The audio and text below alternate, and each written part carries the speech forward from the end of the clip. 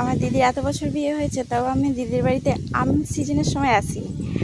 আর দেখো, এদের ঘরে প্রচুর আম গাছ, আর আম যেখানে যেখানে পড়ে আছে, বাড়ির যেখানে সেখানে আম।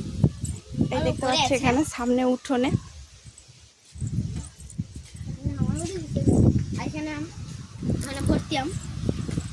গাছে পেকে হলুদ হয়ে গেছে, অথচ খাওয়ার লোক নেই।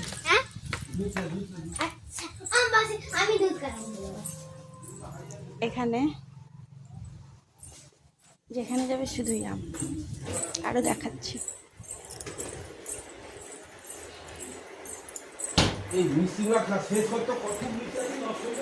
এখানে এই ব্যাগের মধ্যে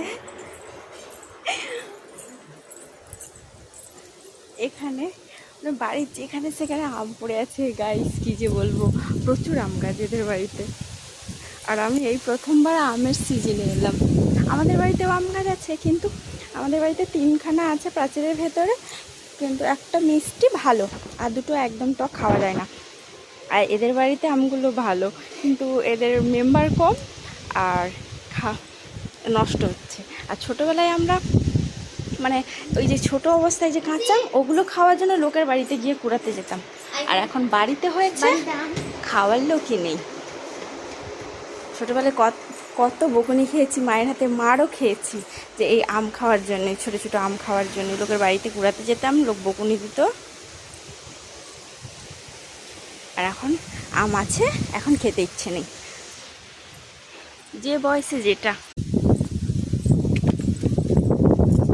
এখানে জামরুল গাছ, জামরুল গাছেও জামরুল হয়েছে। আমাদের বাড়িটাতেও তো প্রচুর হয়, নষ্ট হয়, আর এদেরও সেম। এই যে জামরুল গাছে জামরুল। আর এদের বাড়িতে বেশিরভাগ নারকেল গাছ আর আম গাছটা বেশি। আমাদের বাড়িতে নারকেল গাছ কম, আম গাছও কম, এদের প্রচুর।